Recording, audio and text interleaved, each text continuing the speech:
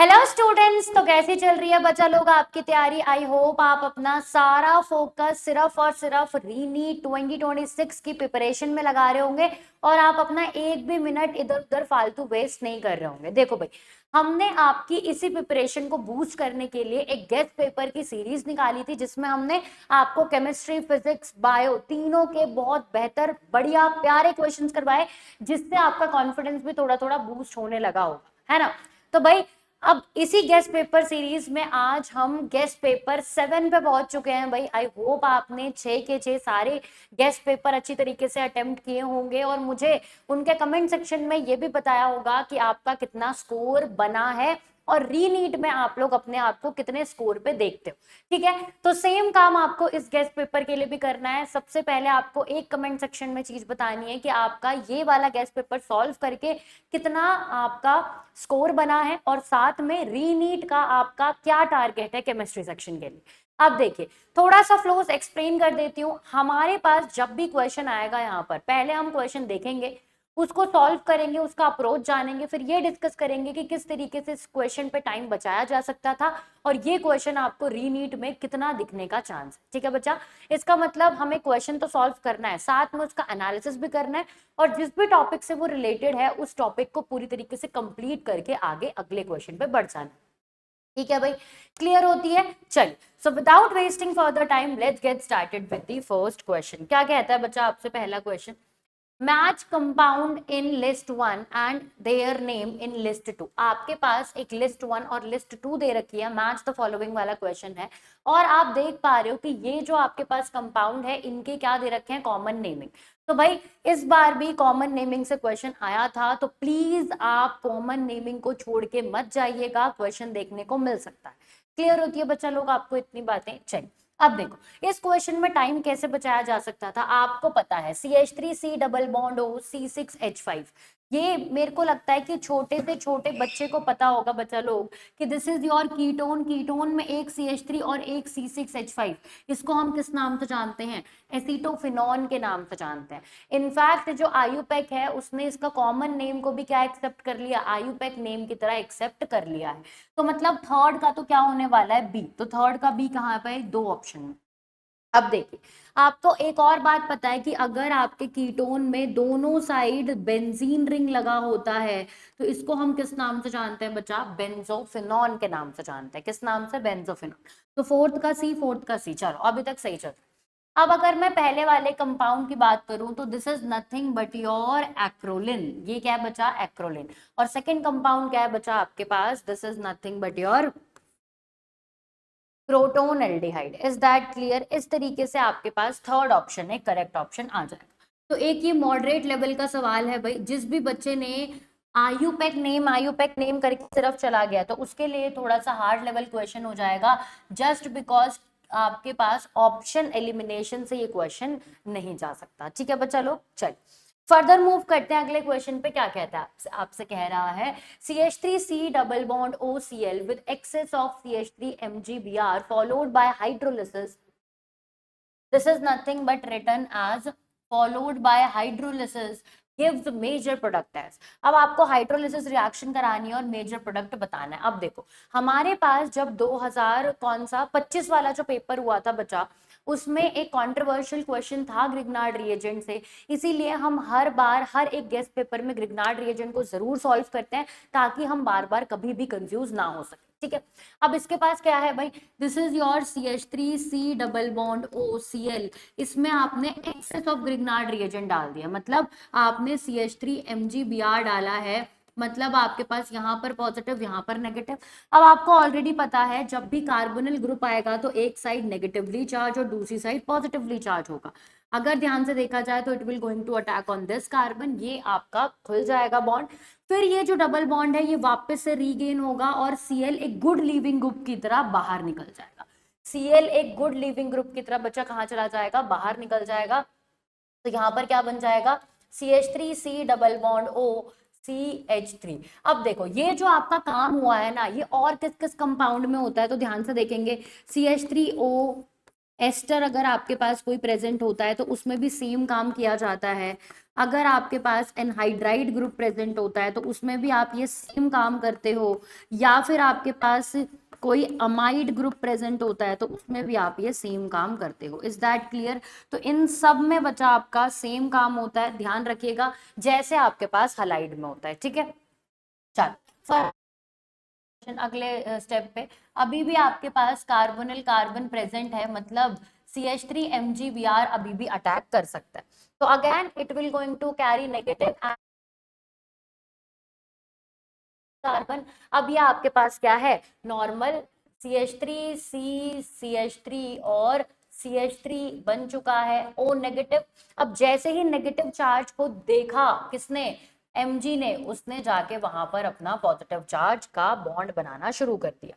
इसके बाद आपको लास्ट स्टेप क्या बोल रहा है वो, अब आपको पता है कि इसका डबल बॉन्ड रीगेन नहीं हो सकता क्योंकि तीनों ही कार्बन कार्बन कार्बन बॉन्ड है, तो कोई भी गुड लिविंग ग्रुप की तरह बाहर नहीं निकल सकता।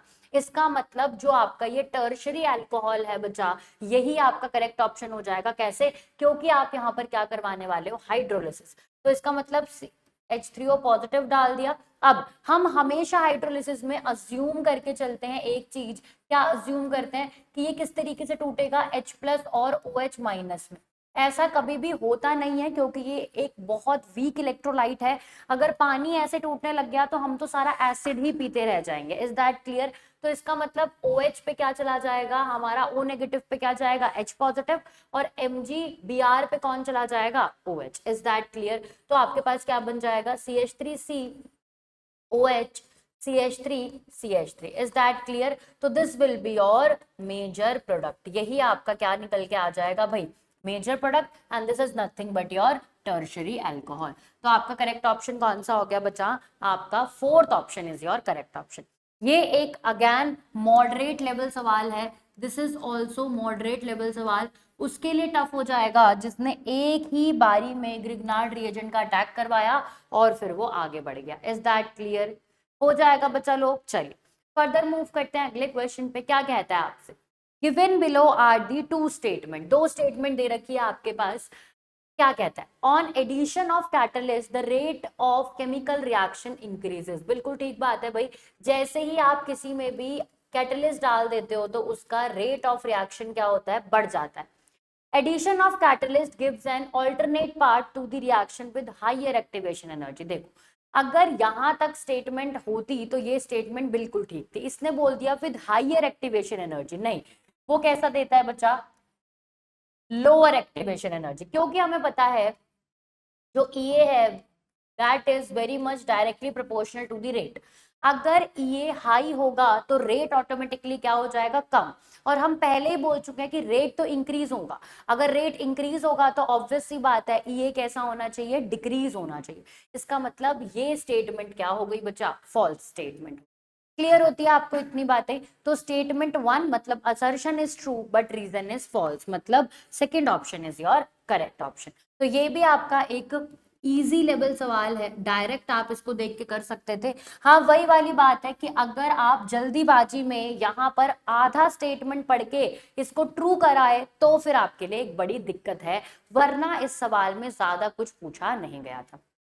ठीक है बच्चा लोग, चलिए फर्दर मूव करते हैं अब अगले क्वेश्चन पे। क्या कहता है आपसे, कह रहा है consider the following compounds the oxidation state of the underlined elements in them. आपको जो भी एलिमेंट अंडरलाइन करके दिया है उसकी ऑक्सीडेशन स्टेट बतानी है। तो ये तो बहुत ही आसान क्वेश्चन हो गया। हमें पता है K2O में हमारा जो K है वो कौन सी ऑक्सीडेशन स्टेट में है, +1। यहाँ पर आपको पता है this is your hydrogen peroxide, peroxide linkage में ऑक्सीजन इज प्रेजेंट इन -1, और सल्फ्यूरिक एसिड में ये अपनी मैक्सिमम ऑक्सीडेशन स्टेट पे होता है, मतलब +6। इसका मतलब क्या क्या हो जाएगा बच्चा, +1 -1 एंड +6, मतलब एक ही ऑप्शन आपका करेक्ट दिख रहा है, कौन सा, first option is your correct option. तो ये तो काफी इजी लेवल सवाल था। जल्दी से बताइए क्या आप लोगों ने ये सवाल सही किया था? चलिए बहुत ही बढ़िया। अब हम अगले सवाल पे बढ़ते हैं बच्चा, next question. If enthalpy of neutralization of a weak acid HA with NaOH, आपसे क्या बोला भाई, HA वीक एसिड है और किसके साथ न्यूट्रलाइजेशन दिखा रहा है, NaOH के साथ, और उसकी एंथैल्पी ऑफ न्यूट्रलाइजेशन क्या है भाई, इतनी है, ठीक है। Then the enthalpy of ionization of a Ha मतलब एसिड इज। अब देखो आपको एक छोटी सी इंफॉर्मेशन इसमें पता होनी चाहिए बच्चा कि जब भी आप एक स्ट्रॉन्ग एसिड और स्ट्रॉन्ग बेस का न्यूट्रलाइजेशन करते हो तो आपकी जो एंथैल्पी ऑफ न्यूट्रलाइजेशन होती है वो कितनी आती है बच्चा 57.1 किलो जूल पर मोल। Is that clear? इतनी छोटी सी बात आपको क्या करनी पड़ेगी भाई, याद रखनी पड़ेगी। अब हमारे पास एंथैल्पी ऑफ न्यूट्रलाइजेशन का क्या फॉर्मूला होता है, हमें निकालना है भाई enthalpy of neutralization. It will be और 57.1 जो भी आपके पास वैल्यू होती है किसकी है, स्ट्रॉन्ग एसिड और स्ट्रॉन्ग बेस की वैल्यू है, उसमें प्लस कर देते हैं बच्चा हम क्या, जो भी आपको यहाँ पर वैल्यू दे रखी है, मतलब x, जो भी आपको यहाँ पर वैल्यू दे रखी है x, x हमारा क्या है, this is nothing but the heat of ionization. लिख सकते हो या तो x लिख दो भाई, this is nothing but your heat of ionization.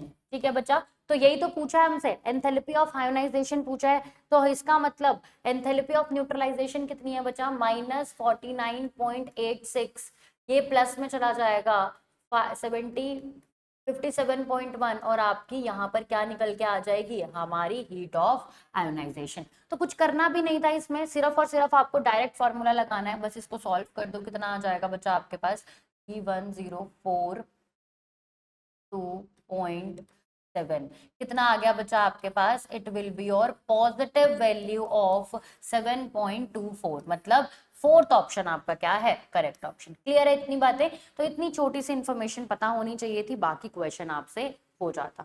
ठीक है बच्चा लोग, चलिए फर्दर मूव करते हैं अगले क्वेश्चन पे। Given below are two statement. Statement 1 क्या कहता है आपसे, first ionization enthalpy of sodium is lower than that of magnesium. कह रहा है सोडियम की आयोनाइजेशन एनर्जी क्या होती है बच्चा, ज्यादा, इज लोअर, सॉरी कह रहा है कम होती है, तो बिल्कुल ठीक बात है भाई। यहाँ पर जो हमारे पास इलेक्ट्रॉन है वो कहाँ पर है बच्चा, S1 में प्रेजेंट है, जो भी हमारा इलेक्ट्रॉन है वो कहाँ प्रेजेंट है बच्चा, S1 में प्रेजेंट है, और इसका जो इलेक्ट्रॉन है वो कहाँ है, S2 में। तो ऑब्वियस सी बात है, एक फुल्ली फिल्ड है और एक क्या है बच्चा आपके पास, नॉर्मल। Is that clear? ये तो जल्दी निकाल देगा, उसको आपके पास टाइम लगेगा, तो बिल्कुल ठीक बात है। First ionization enthalpy of nitrogen is higher than that of oxygen. हमसे बोल रहा है, इसको ठीक से लिख लेते हैं ताकि आप लोग को कंफ्यूजन ना हो। ठीक है, तो आयनाइजेशन और एंथैल्पी बोल रहा है नाइट्रोजन की हायर होती है एज कंपेयर टू ऑक्सीजन। क्या बोला बच्चा उसने, नाइट्रोजन की ज्यादा होती है एज कंपेयर टू ऑक्सीजन। तो बिल्कुल ठीक बात है ये भी। हमारे पास जो नाइट्रोजन होता है वो कैसे होता है, 3p3 होता है, और जो ये होता है ये क्या होता है, 3p4। तो आप दिखाई दे रहे हो, सॉरी 2p आएगा बच्चा, इसको करेक्ट कर लीजिएगा, 2p, हाँ। तो इसका मतलब ये कैसा होता है बच्चा, this is your half filled. ये तो बहुत ही ज्यादा कॉमन सवाल है आपके लिए। और ये कैसा है बच्चा, अगर इसने एक इलेक्ट्रॉन निकाल दिया, अगर इसने एक इलेक्ट्रॉन लूज कर दिया, 1 इलेक्ट्रॉन लूज कर दिया, तो ये कैसा हो जाएगा, हाफ फिल्ड हो जाएगा। इसका मतलब ये तो फटाफट से निकाल देगा, इसका मतलब ये अपनी आयनाइजेशन एनर्जी कम ही रखेगा। Is that clear? इसका मतलब first ionization enthalpy of nitrogen is higher than that of oxygen is also a correct statement. तो both statement 1 and statement 2 are correct. इसका मतलब सिक्स्थ का आपका क्या हो जाएगा, first option will be your correct option. Clear होती है भाई इतनी बातें? चलिए अगले क्वेश्चन को देखते हैं। The correct increasing order of the negative electron gain enthalpy of the element is. आपको इंक्रीजिंग ऑर्डर बताना है और नेगेटिव इलेक्ट्रॉन गेन एंथैल्पी, मतलब नेगेटिव में जो वैल्यू ज्यादा होगी वो ही आपको बताना है। तो आपको पता है बच्चा लोग कि आपके पास जो क्लोरीन होता है वो पूरी पीरियोडिक टेबल में most negative electron gain enthalpy रखता है। इसका मतलब ये दोनों ऑप्शन तो ऐसे ही एलिमिनेट हो गए। इसका मतलब सबसे पहले कौन आएगा, क्लोरीन, फिर फ्लोरीन। अब आपको पता है क्लोरीन फ्लोरीन का जो केस होता है, इंटर इलेक्ट्रॉनिक रिपल्शन की वजह से फ्लोरीन का कम हो जाता है, वही सेम केस किस में लगता है बच्चा, सल्फर और ऑक्सीजन में लगता है। तो इसका मतलब सेकंड पार्ट आपका क्या हो जाएगा भाई, बिल्कुल करेक्ट ऑप्शन हो जाएगा। Is that clear? तो ये एक इजी लेवल सवाल था, जल्दी से सॉल्व करते तो हो जाना चाहिए था आसान सवाल।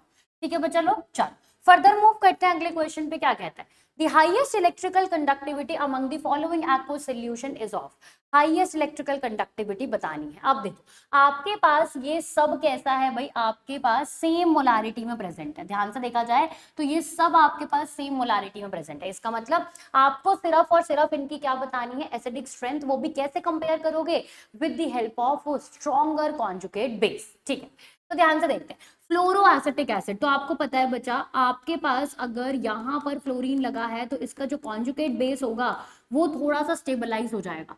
यहाँ पर क्या है बच्चा आपके पास, it is your difluoro acetic acid, 2 fluorine लग गए तो ये माइनस आई और अच्छा दिखाएगा। अगर यहाँ पर एसिटिक एसिड होगा तो ये कुछ भी इतना इफेक्ट नहीं लगा रहा है, जो भी रेजोनेंस होगा उसी से कॉन्जुगेट बेस स्टेबल होगा। और क्लोरो आपका अगेन हल्का फुल्का स्टेबलाइजेशन दिखाएगा ही दिखाएगा। तो अगर इसका ऑर्डर लगाना हो, कभी आ जाए ऑर्डर लगाने, तो कैसे ऑर्डर लगाओगे, सेकंड वाले का सबसे ज्यादा एसिडिक स्ट्रेंथ होगा, उसके बाद आपके पास फर्स्ट आएगा, उसके बाद फोर्थ, और लास्ट में कौन सा आएगा आपके पास, थर्ड। कौन सा आ जाएगा बच्चा, थर्ड। Is that clear? ठीक है भाई, क्यों, क्योंकि ये आपका क्या लगा रहा है, माइनस आई, ये क्या लगा रहा है, 2 बार माइनस आई, ये भी क्या लगा रहा है, माइनस आई। जब माइनस आई सेम नंबर से लगता है तो फिर हम क्या देखते हैं, मोर पावरफुल कौन है, तो कौन है more powerful, fluorine is your more powerful. इसका मतलब इस वाले का हाईएस्ट क्या हो जाएगा हमारे पास, fourth option, sorry second option is the highest. अब कंडक्टिविटी और एसिडिटी का क्या मतलब है, कंडक्टिविटी और एसिडिटी ऐसे रिलेट है कि आपके पास जितना ज्यादा H+ छोड़ेगा उतने ज्यादा नंबर ऑफ आयंस हो जाएंगे और उतना ज्यादा चार्ज कैरियर रहेगा, जिसकी वजह से उसकी कंडक्टेंस क्या होगी भाई, इलेक्ट्रिकल कंडक्टिविटी हाई होगी। Is that clear? क्या आपको इतनी बातें क्लियर होती है बच्चा लोग? चलिए बहुत ही बढ़िया, अगले क्वेश्चन पे बढ़ते हैं। क्या कह रहा है आपसे, the pH of the 0.1 molar NaOH solution is 5.13। आपको pH दे रखा है, किसका दे रखा है बच्चा, आपके पास 0.1 मोलर सोल्यूशन है, मतलब कॉन्सेंट्रेशन दे रखी है और उसका pH दे रखा है।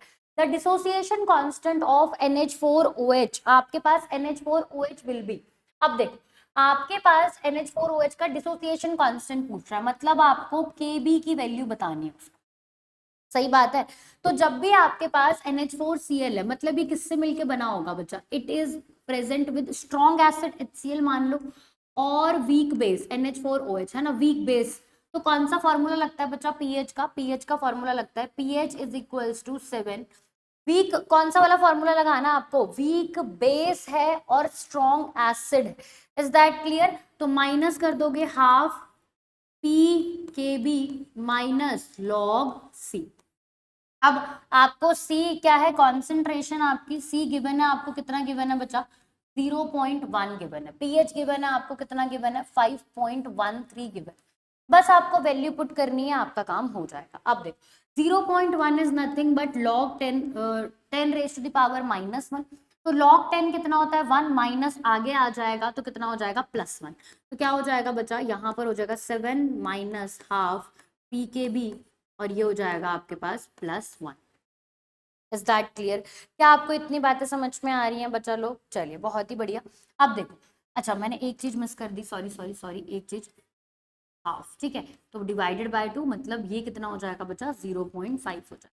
ठीक है, अब आपके पास ये भी है 1.53। ठीक है, तो अब देखो भाई आपके पास हाफ इस साइड चला जाएगा तो क्या हो जाएगा आपके पास, हाफ PKb कितना हो जाएगा, 7.5 में से माइनस कर देंगे हम कितना, 1.53।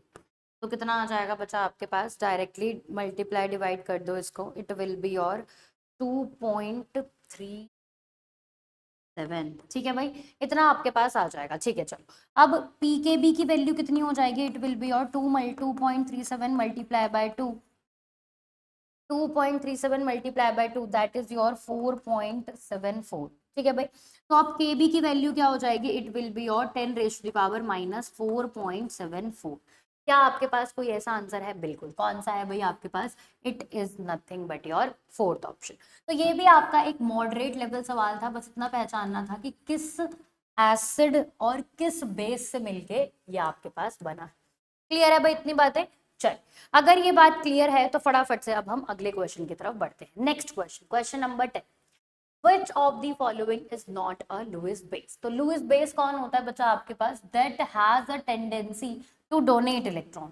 कौन होता है लुईस बेस बच्चा लोग? Tendency to donate electron, donate करना पड़ेगा इलेक्ट्रॉन। तो फटाफट से देखते हैं H2O, क्या ये डोनेट कर सकता है? यस। NH3 कर सकता है? यस। Cn, ये तो दो दो साइड से कर सकता है, एक यहाँ पर और Cn पे लोन पेयर भी है, पर एक टाइम पे एक ही बार एक साइड से करेगा, है ना। अब Mg2+, ये सिर्फ इलेक्ट्रॉन एक्सेप्ट कर सकता है, इसका मतलब आपके पास this is not a Lewis base. Clear होती है इतनी बातें? तो करेक्ट ऑप्शन कौन सा हो जाएगा? Third option is your correct option. आसान कैटेगरी का सवाल, ज्यादा मुश्किल नहीं था, ज्यादा सोचना भी नहीं था, हो जाना चाहिए था जल्दी से। चल फर्दर मूव करते हैं अगले क्वेश्चन पे।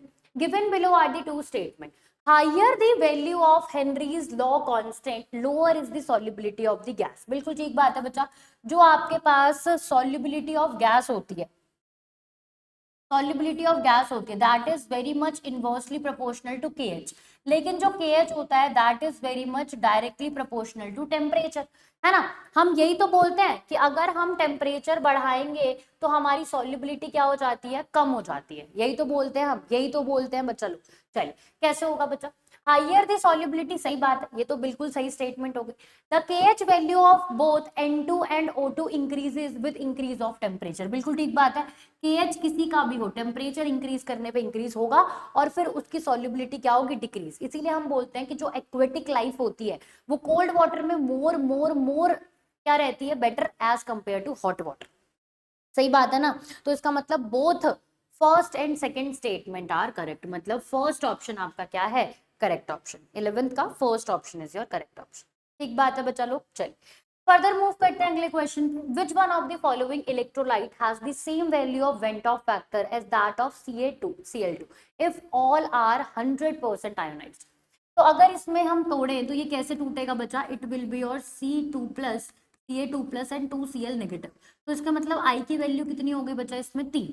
अगर इसको तोड़ेंगे तो कैसे टूटेगा बच्चा? 2K+ SO4 2 नेगेटिव, मतलब इसमें भी I की वैल्यू कितनी हो गई? 3। मतलब यही मेरा क्या है? Correct option. अगर इसको तोड़ेंगे तो ये कैसे टूटेगा बच्चा? Al+3 NO3 negative. तो इसका मतलब इसमें I की वैल्यू कितनी है बच्चा? 4। अगर इसको तोड़ेंगे तो कैसे टूटेगा? 4K+ FeCN होल 6 4 माइनस, इसमें मतलब I की वैल्यू इज 5। और अगर इसको तोड़ेंगे तो कैसे टूटेगा? 2Al+3 प्लस 3SO4 2 नेगेटिव, मतलब फिर से I की वैल्यू कितनी है? 5। तो आपके इसके इक्वल रखना था, 3 देखना था, तो 3 वैल्यू किसकी आ रही है बच्चा? आपके पास 3 वैल्यू आ रही है आपके फर्स्ट ऑप्शन। ठीक है बच्चा लोग। चल आसान क्वेश्चन था, हो जाना चाहिए था। नेक्स्ट क्वेश्चन की तरफ चलते हैं। Which among the following species exhibit intramolecular hydrogen bonding. तो मतलब ये तो देख के बता देगा कोई भी, बहुत आसान सवाल। आपके पास ortho nitrophenol shows the intramolecular hydrogen bond. ठीक है बच्चा लोग। चल फर्दर मूव करते हैं। The number of unpaired electrons in O2 molecule. तो अगर O2 मॉलिक्यूल की बात हो रही है बच्चा, तो इसमें कितने होते हैं? 16 इलेक्ट्रॉन्स होते हैं। अब देखो, अगर आपको याद हो तो हमारा जो MOT है वो इसका पैरामैग्नेटिक बिहेवियर देता है, और इसके जो एंटी बॉन्डिंग इलेक्ट्रॉन्स होते हैं, एंटी बॉन्डिंग में कौन से वाले एंटी बॉन्डिंग? एंटी बॉन्डिंग कौन से? π*2px और π*2py, उन दोनों में एक एक इलेक्ट्रॉन का अनपेयर्ड होता है। मतलब टोटल अनपेयर्ड इलेक्ट्रॉन कितने हैं इसके पास? 2 इलेक्ट्रॉन प्रेजेंट है। तो 14th का आपका कौन सा आंसर हो जाएगा? सेकंड। ये भी थोड़ा आसान क्वेश्चन था, MOT से डायरेक्ट क्वेश्चन पूछा गया है, आपको आना चाहिए। क्लियर होती है भाई इतनी बातें? तो 14th का third option is your correct option, unpaired is your 2 electron. आगे बढ़ते हैं। Consider the following statement: alpha D glucopyranose and beta D glucopyranose are anomers। बिल्कुल, एनोमर्स कौन से होते हैं? जिनकी C1 कॉन्फ़िगरेशन कैसी होती है? डिफरेंट। और बिल्कुल अल्फा बीटा ये किसके नाम पे रखा गया है? इनकी कॉन्फ़िगरेशन के बेसिस पे ही रखा गया। Fructose is a ketohexose. बिल्कुल ठीक बात है, आपके पास ये 6 कार्बन का होता है, C6H12O6 होता है इसका फॉर्मूला। साथ में हेक्सोज ये क्या होता है? 6 कार्बन का। और कीटो, इसमें कीटोन फंक्शनल ग्रुप प्रेजेंट होता है, इसीलिए कीटोहेक्सोज इज वेरी मच करेक्ट। तो second statement is also correct.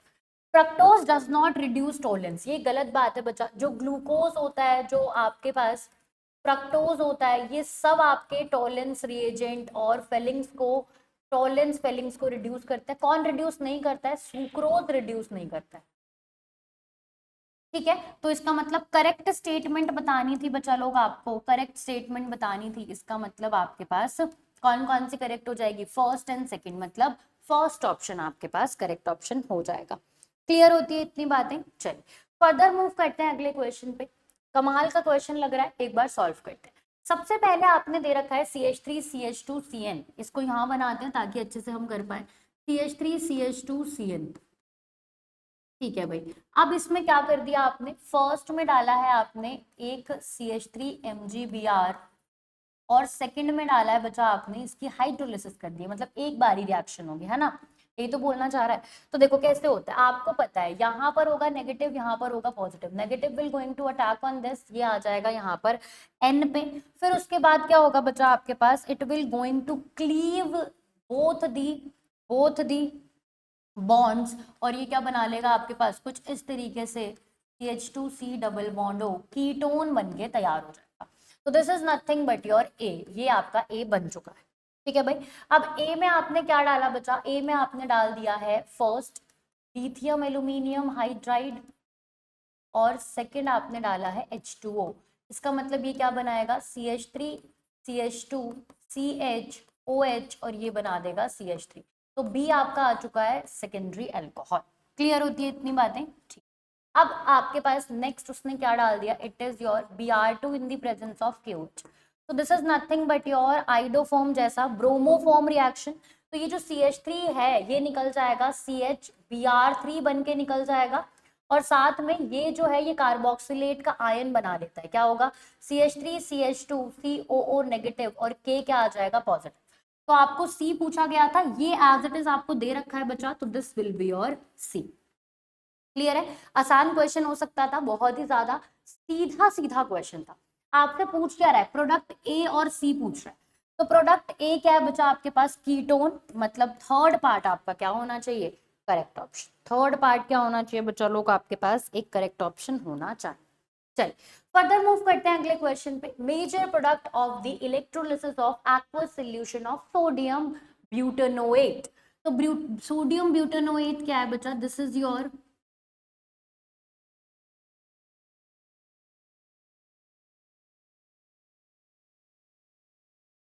ब्यूटेनोएट बनाते हैं पहले तो।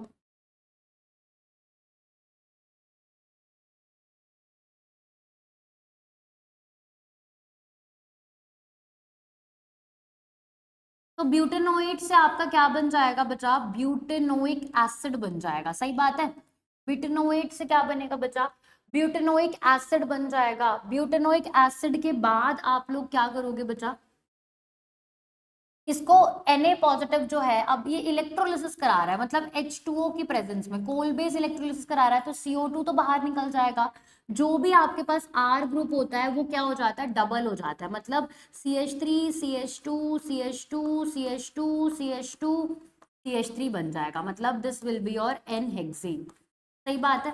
अब N हेक्सेन के साथ साथ क्या निकलेगा? CO2 निकलता है, H2O निकलता है और NaOH निकलता है। इसी NaOH की वजह से हम बोलते हैं कि जो हमारी इलेक्ट्रोलिसिस रिएक्शन है उसका pH क्या हो जाता है बच्चा? pH जो होता है वो क्या कर जाता है? इंक्रीज कर जाता है। ठीक है, तो ये आपके पास छोटी सी रिएक्शन थी, मतलब आपका क्या बनेगा? आपका N हेक्सेन बन के तैयार हो जाए। Is that clear? क्लियर होती है इतनी बातें? चलिए नेक्स्ट क्वेश्चन की तरफ चलते हैं। One chloropropane propanal propane sorry on reaction with zinc and dilute HCl. तो this is your one propane, one chloropropen, zinc और dilute HCl के साथ रिएक्शन करेगा तो it will going to give you normal propane, propane दे देगा आपको। ठीक है बच्चा, आगे बढ़ते हैं। सही बात है, प्रोपेन दे देगा। Rate of bromination of ethane is more than chlorination in presence of sunlight. तो अगर हम रेट ऑफ रिएक्शन की बात करें तो वो किसका ज्यादा होता है? F2 का, फिर Cl2 का, फिर Br2 का और फिर I2 का। तो इसने बोल दिया ब्रोमिनेशन का ज्यादा है, ऐसा नहीं होता। किसका ज्यादा होता है बच्चा? क्लोरीनेशन का ज्यादा होता है। Sodium ethanoate on heating with soda lime gives ethane. तो सोडियम इथेनोएट क्या है बच्चा? This is your sodium ethanoate.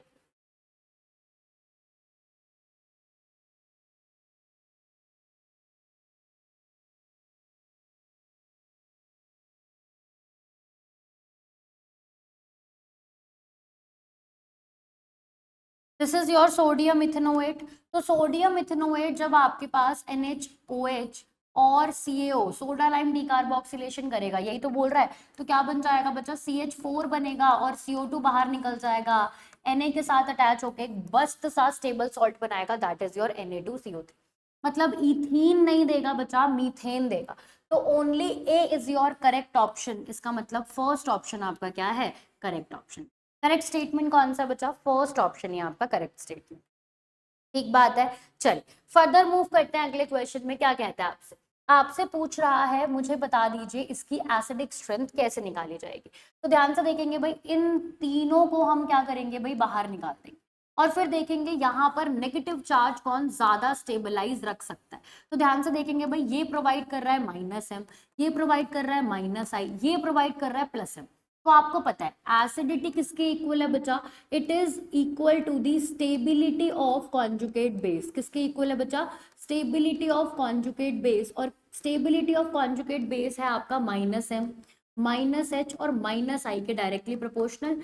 +M +H +I उसको नहीं चाहिए होता है।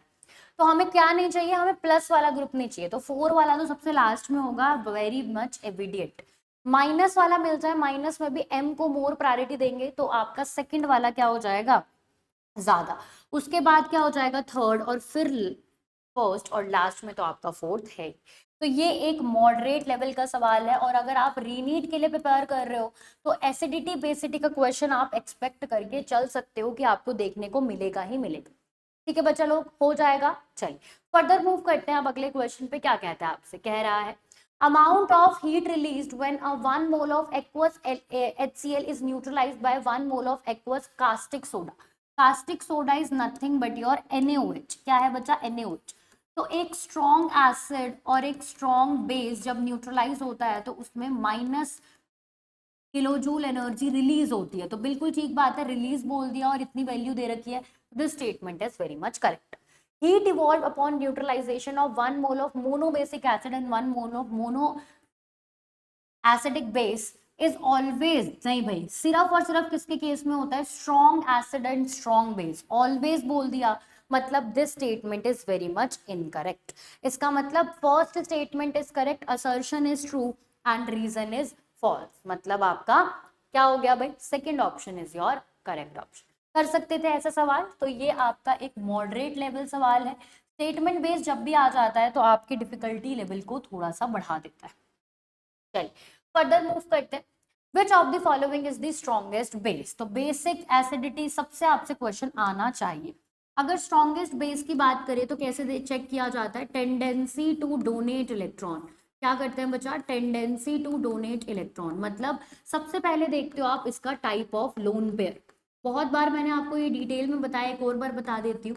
आपको पता है जो आपके पास डी लोकलाइज्ड होता है, डी लोकलाइज्ड वो लेस बेसिक होता है बच्चा एज कंपेयर टू लोकलाइज्ड।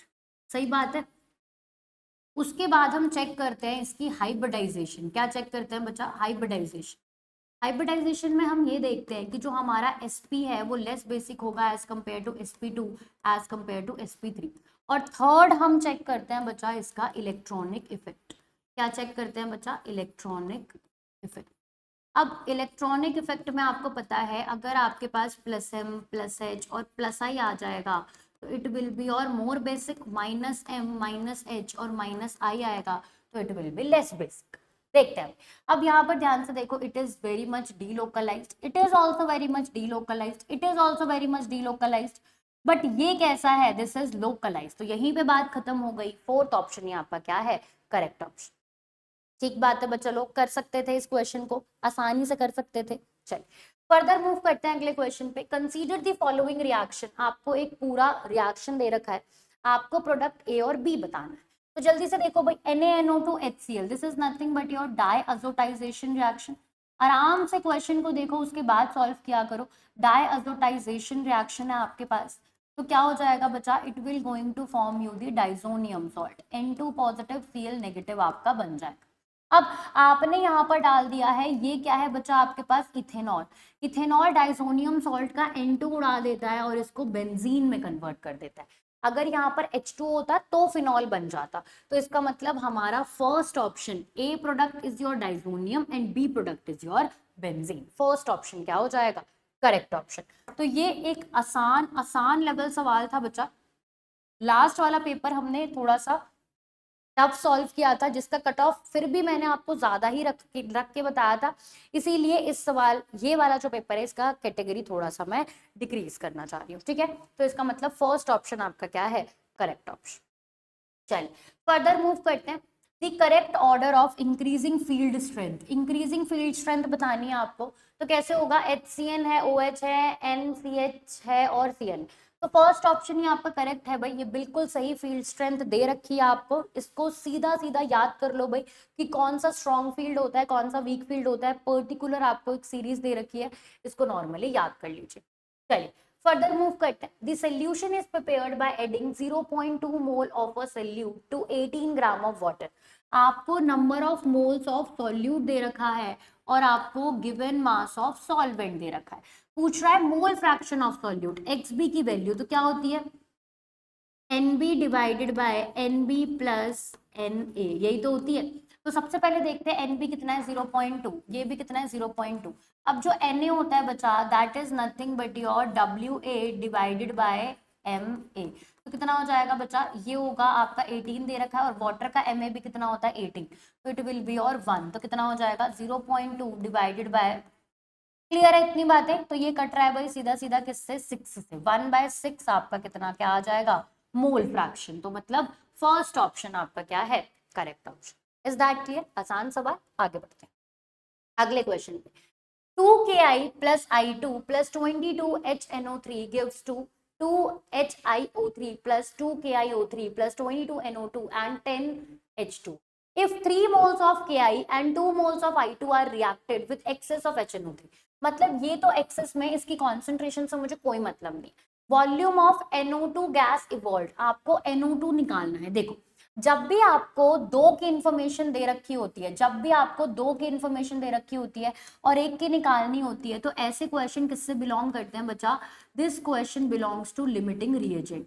तो सबसे पहले हमें लिमिटिंग रिएजेंट निकालना पड़ेगा भाई। तो मैं बस इस पूरी क्वेश्चन को पूरा नहीं लिखूंगी, जिस जिसका मुझे यूज है मैं उसको लिखूंगी। तो मेरे पास है 2Ki प्लस I2, क्या बना रहा है बच्चा आपके पास? ये बना रहा है 22NO2। सही बात है, चलो बहुत ही बढ़िया। अब देखते हैं लिमिटिंग रिएजेंट निकालने के लिए हम क्या करते हैं बच्चा। लिमिटिंग रिएजेंट वो होता है, क्या करते हैं? Limiting reagent is nothing but number of moles को डिवाइड कर देते हैं किससे? उसकी स्टोइचियोमेट्री से। तो ध्यान से देखते हैं, नंबर ऑफ मोल्स कितना गिवन है? 3। स्टोइचियोमेट्री कितनी है? 2, तो 1.5 आ गया। नंबर ऑफ मोल्स कितना गिवन है? 2। स्टोइचियोमेट्री कितनी है? तो कितना आ गया? 2। इसका मतलब मुझे ये समझ में आ गया कि जो Ki है वो क्या है? मेरा लिमिटिंग रिएजेंट। तो मतलब Ki के ऊपर अब मैं स्टोइचियोमेट्री लगा के क्या निकाल सकती हूँ? उसका नंबर ऑफ मोल्स, साथ में फिर लीटर निकल जाएगा, वॉल्यूम निकल जाएगा। तो अगर 2 मोल ऑफ Ki, अगर 2 मोल ऑफ Ki आपको क्या दे रहा है बचा? 22 मोल्स ऑफ क्या दे रहा है? NO2। तो मैं इतनी बात लिख सकती हूँ कि 3 mole of Ki, 3 mole of Ki क्या देगा बच्चा आपके पास? 22 divided by 2 multiply by 3 moles of NO2। Is that clear? तो ये यहाँ से डायरेक्टली 11 से कट गया, कितना आ गया? 33 मोल्स ऑफ NO2। अब आपको नंबर ऑफ मोल्स पता है, वॉल्यूम निकालना है। क्या फॉर्मूला होता है? Number of moles is equal to given volume divided by 22.4। ये किस में आएगी वैल्यू? ये आएगी आपकी लीटर में। तो 33 multiply by 22.4 is equals to given volume. जब आप इसको पूरा सॉल्व कर लोगे बचा, तो कितना आ रहा है? 30 और 20 ऐसा मान लेते हैं मैं। तो 600 से ज्यादा मतलब वो 700 के आसपास आएगा। मतलब एक ही ऑप्शन आपके पास मैच हो रहा है, कौन सा? आपका सेकंड ऑप्शन विल बी और करेक्ट ऑप्शन। तो ये भी आपका एक मॉडरेट लेवल सवाल था भाई। आप क्वेश्चन को देख के डर सकते हो, लेकिन सवाल मॉडरेट लेवल ही आपके पास प्रेजेंट। ठीक है बच्चा लोग, चल फर्दर मूव करते हैं अगले क्वेश्चन पे। According to Bohr's theory which of the following transition in the hydrogen atom will give rise to the least energetic photon. Least energetic photon का क्या मतलब है? कि एनर्जी गैप कैसा होना चाहिए बच्चा आपके पास? आपके पास लीस्ट होना चाहिए। सही बात है। तो लीस्ट एनर्जी गैप किसका दिख रहा है आपको? 5 से 4 गया, 1 energy gap, 2 energy gap, 4 energy gap, फिर से आपके पास एक एनर्जी गैप। अब आपको ध्यान रखना है जैसे जैसे आप ऊपर जाते हो आपका एनर्जी का लेवल क्या होता रहता है, डिक्रीज करता रहता है। इसका मतलब आपके पास जो हायर वैल्यू ऑफ एन है वही क्या कंटेन करेगी बच्चा, सबसे लो एनर्जी गैप कंटेन करेगी। Is that clear? इसका मतलब फोटोन का एनर्जी गैप से और आउटर मोस्ट वाले का देखना है। चल फर्दर मूव करते हैं अगले क्वेश्चन पे। Halogens have maximum negative electron gain enthalpy in the respective period of the periodic table. क्या ये बात बिल्कुल ठीक है? Yes, it is very much correct. Alkali metals have negative electron gain enthalpy, बिल्कुल सही बात है। सिर्फ नोबल गैसेस आपके पास कैसी करती हैं, पॉजिटिव इलेक्ट्रॉन गेन एंथैल्पी रखती। तो both statement 1 and statement 2 are correct, मतलब फर्स्ट ऑप्शन आपका करेक्ट ऑप्शन।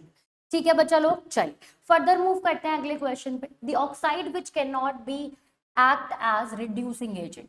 अगर वो रिड्यूसिंग एजेंट है तो इसका नाम ना ऐसे समझो कि ये एक एलआईसी एजेंट क्या करता है आपका, एलआईसी प्रोवाइड करता है। इसका मतलब आपका रिड्यूसिंग एजेंट भी क्या करेगा, दूसरों को रिड्यूस करेगा, मतलब खुद को क्या करेगा, ऑक्सीडाइज। दूसरों को रिड्यूस मतलब सेल्फ क्या करेगा बच्चा, ऑक्सीडाइज। मतलब जो अपने हायर ऑक्सीडेशन स्टेट पे होगा उसके आगे वो नहीं जा सकता, वो नहीं बिहेव कर सकता। इसका मतलब देखते हैं यहाँ पर ये कैसा है, +2, ये जा सकता है अपनी ऑक्सीडेशन स्टेट पे +4 कर सकता है। ये कौन सी ऑक्सीडेशन स्टेट में, +6 से आगे आगे मूव नहीं कर सकता, तो और सेल्फ ऑक्सीडाइज नहीं हो पाएगा। इसका मतलब this is your correct option. आगे बात करते हैं, ये भी +2 है, ये भी फर्दर ऑक्सीडाइज कर सकता है +3 में। यहाँ पर आप देख पा रहे हो +4 है, फर्दर ऑक्सीडाइज कर सकता है आपके पास +7 में, +5 में कर सकता है बच्चा आराम से। तो इसका मतलब आपका थर्ड ऑप्शन ही क्या है, करेक्ट ऑप्शन। क्लियर होती है भाई इतनी बातें? चल फर्दर मूव करते हैं अगले क्वेश्चन पे। Which among the following will have the maximum value of standard reduction potential.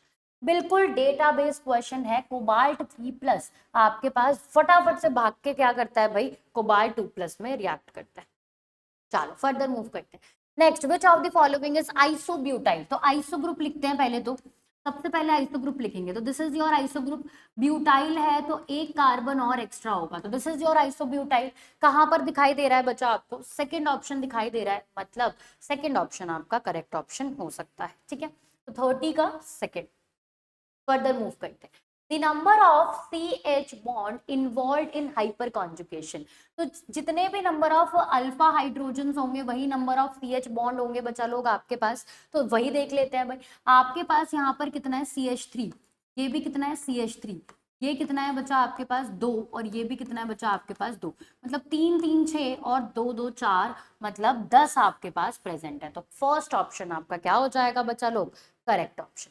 Clear होती है इतनी बातें? चल फर्दर मूव करते हैं अगले क्वेश्चन पे। क्या कहता है आपसे, the SRP of 3 metals, 3 metal का एसआरपी दे रखा है 0.25, 0.44 और 0.576 respectively. So the oxidizing power of ions as, नहीं देखो देखो ध्यान से देखेंगे भाई कैसे होगा बच्चा। हमें ये बोला जाता है कि जिसका हायर एसआरपी होता है, हायर एसआरपी होता है वो जल्दी से रिड्यूस होना चाहता है, उसकी रिडक्शन पोटेंशियल अच्छी है।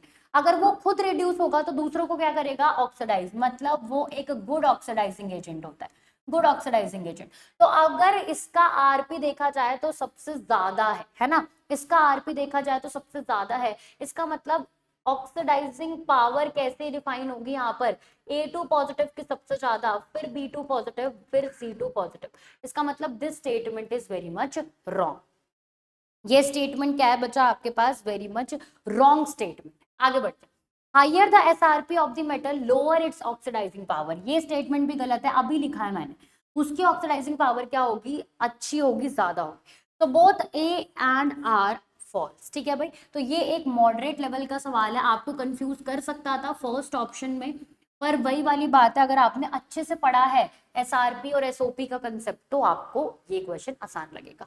चलिए फर्दर मूव करते हैं अगले क्वेश्चन पे। क्या कह रहा है बच्चा लोग आपसे, आपसे कह रहा है आपके पास क्या गिवन है, आपके पास है पीएच ऑफ द सॉल्यूशन। अच्छा, पीएच ऑफ द सॉल्यूशन निकालनी है आपको, क्या करना है बच्चा लोग, पीएच ऑफ द सॉल्यूशन निकाल, whose 100 ml contain 0.2 gram of NaOH dissolved in it। आपके पास पीएच निकालनी और आपको POH दे रखा है ना, POH NaOH की कॉन्सेंट्रेशन दे रखी है, ठीक है भाई।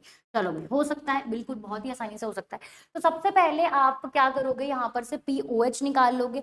POH के बाद आप क्या करोगे बच्चा, नॉर्मल अपना pH निकाल लोगे। तो POH कैसे निकलेगा बच्चा, minus log concentration of OH। अब कंसेंट्रेशन ऑफ OH कैसे निकलेगा, मोलारिटी का फॉर्मूला पता है क्या आप लोगों को, बिल्कुल पता है, तो वहीं से निकल जाएगा। क्या फॉर्मूला होता है आपके पास, number of moles of solute divided by volume of solutions in liter. तो नंबर ऑफ मोल्स कितना है बच्चा, गिवन मास 0.2, मोलर मास कितना है NaOH का, इट इज योर 40, और डिवाइड कर दोगे। अब ये लीटर्स में नहीं है, तो ये कितना हो जाएगा, 0.1 लीटर हो जाएगा। तो क्या हो जाएगा भाई, 0.1, तो ये कैंसिल आउट हो गया किससे, 2 से। कितना आ गया भाई, 1/20 आपका आंसर आ चुका है। कितना आ गया बच्चा आपके पास, 1/20 आपका आंसर आ चुका है। अब इसको लिख सकते हो आप, कैसे हो जाएगा ये, 0.05। तो अब यहाँ पर आप अपनी वैल्यू पुट कर दो बच्चा, बस 0.05, तो माइनस लॉग 0.05 वैल्यू पुट कर दी। आपको भी पता है log 5 लिख सकते हो, और ये 10⁻⁻2 में चला जाएगा, तो it will come out to be -1.3। Solve कर लीजिएगा, आपको डायरेक्ट आपको पता चल जाए। तो it will be positive 1.3। POH आ चुका है आपका, pH कैसे निकलेगा, 14 - 1.3, यही बात है। तो कितना आ जाएगा बच्चा, 12.7 will be your correct option. मतलब फर्स्ट ऑप्शन ही आपका क्या है, correct option. Is that clear, क्या आपको इतनी बातें समझ में आ सकती हैं, बिल्कुल आ सकती हैं। चल फर्दर मूव करते हैं अगले क्वेश्चन पे। The species having both polar and non polar bonds. तो आपको पोलर बॉन्ड्स भी बताने हैं और नॉन पोलर बॉन्ड्स भी बताने हैं, ठीक है भाई। फटाफट से देखते हैं H3O4। तो इसमें तो सारे ही पोलर बॉन्ड्स हैं, फॉस्फोरस ऑक्सीजन का भी पोलर बॉन्ड है, और ऑक्सीजन और हाइड्रोजन का भी पोलर बॉन्ड है। HNO3 में भी सेम केस है आपके पास, H2SO4 में भी सेम केस है, पर N2H4 यही आपका करेक्ट ऑप्शन है। कैसे बनता है बच्चा,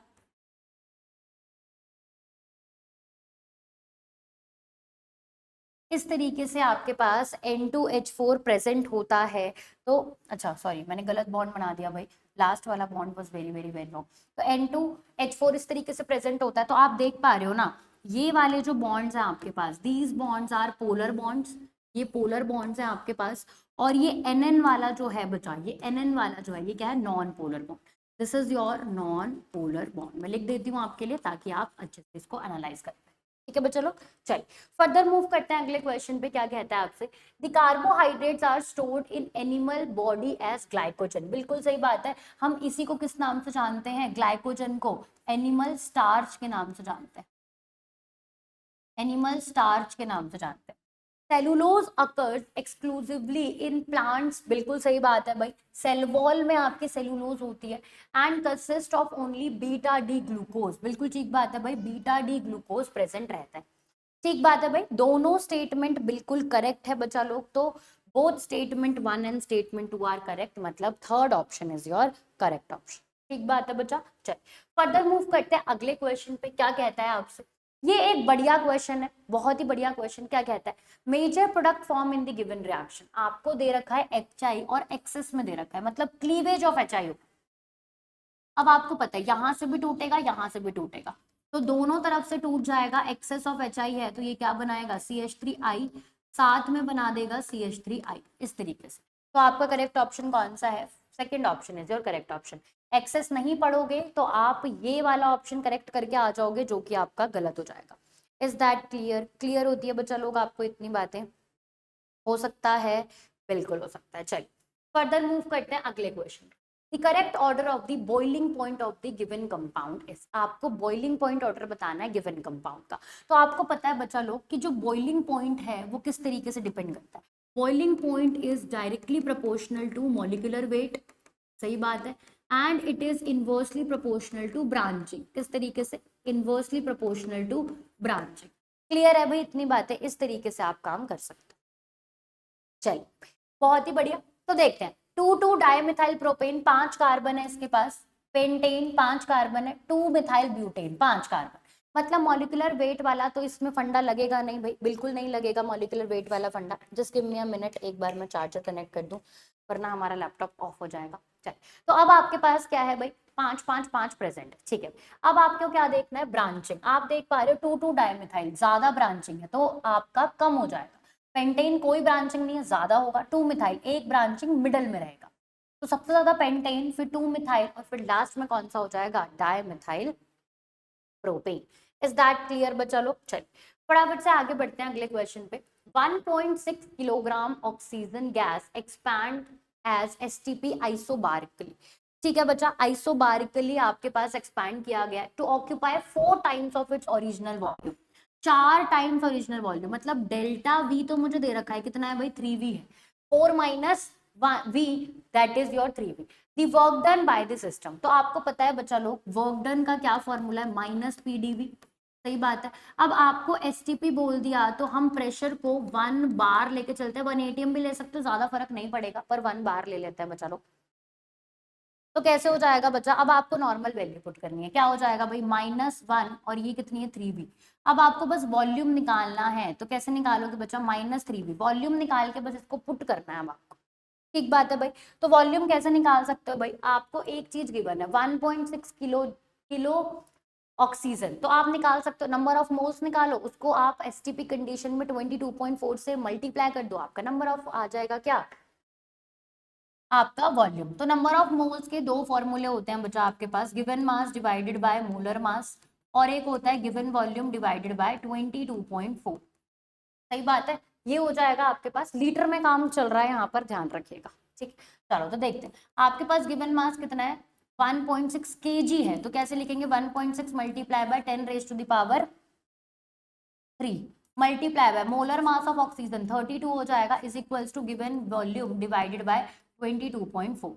सही बात है भाई, अब आप देख पा रहे हो भाई, इसको 2 कर दो तो ये 1 और ये 2 से चला जाएगा, तो मैं ओवर राइट नहीं करती हूँ, ये 2 कर दो तो ये 1 और ये 2 से चला जाएगा, और ये किससे चला जाएगा, 11.2 से चला जाएगा। Is that clear? तो गिवन वॉल्यूम आपका कितना आ जाएगा, 11.2 multiply by 10⁻², that will be और 1120 लीटर।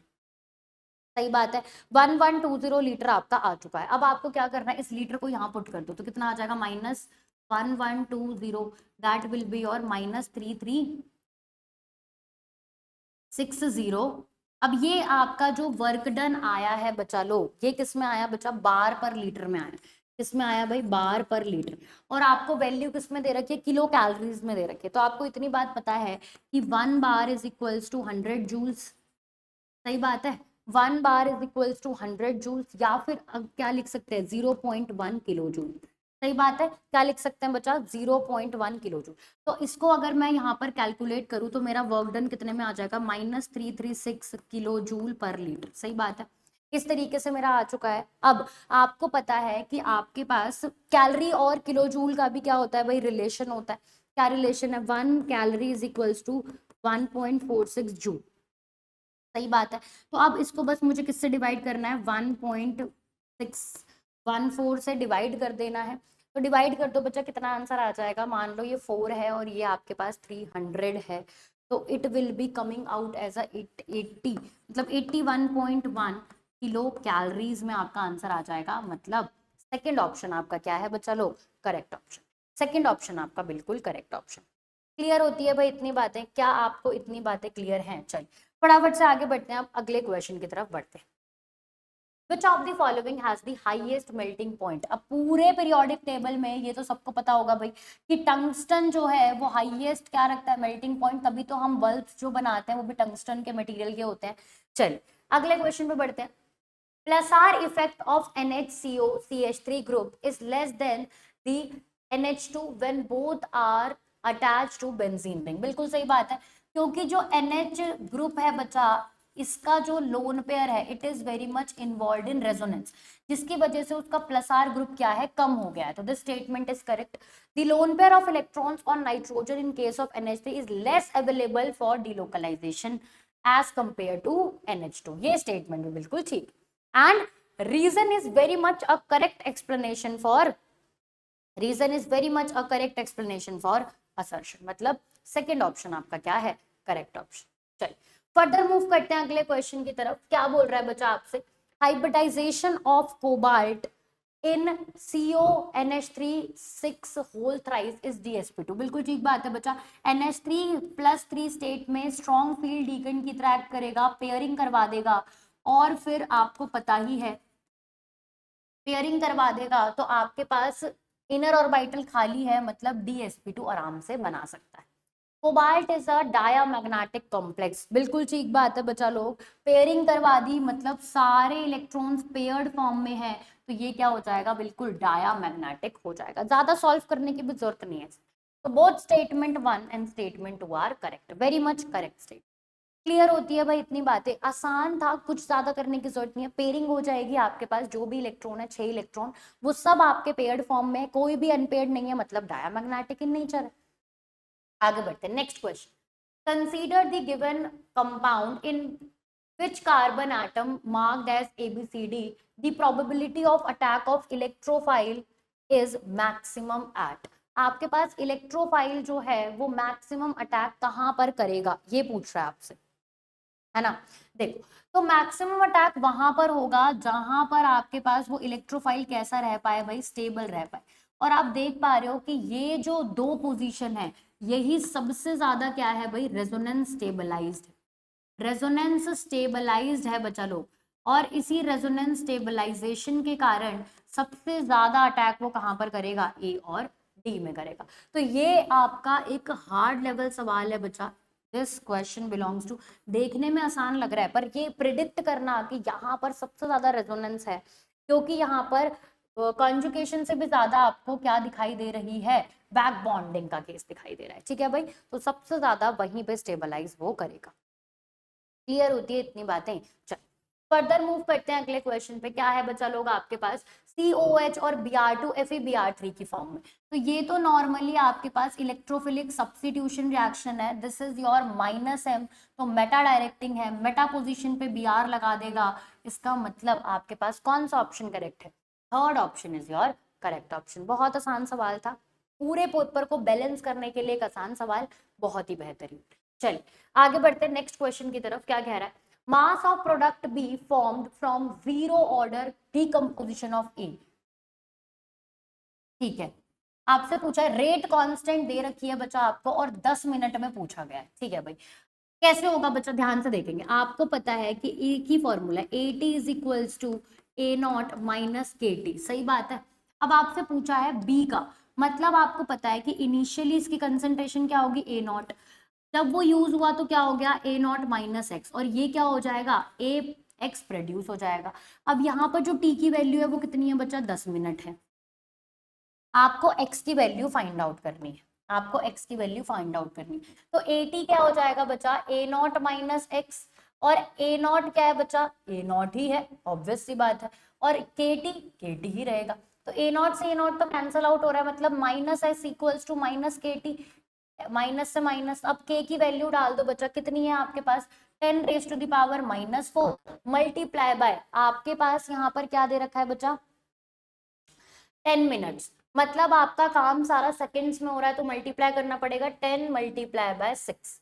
क्लियर है, तो ये 2 हो गया, 2 कम हो गए, इसका मतलब 6 into 10 raise to the power आपका कितना आ जाएगा बच्चा, 6 into 10 raise to the power -2, that will be your 0.06 0.06 grams आपके पास आ जाएगा। अब देखो, ये अगर आपने कर दिया और आपने गलती यहाँ पर ये टिक लगा दिया तो आप बहुत बड़ी गलती कर रहे हो।